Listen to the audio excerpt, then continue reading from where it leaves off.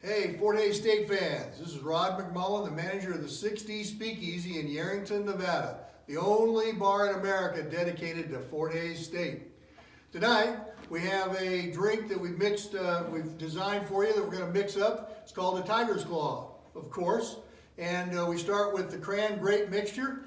So we'll take that and we'll fill that in a cup of ice with a tiger on it, and we'll fill that up about 2/3 with the cran grape mix. Then we'll take a rum brandy mix, any brand works, and you will fill up half a shot with the brandy and pour it in your mix. Take a swizzle stick, mix it up, and you have a wonderful party drink for Tiger fans and alums of Fort Hays State that'll just tickle your innards.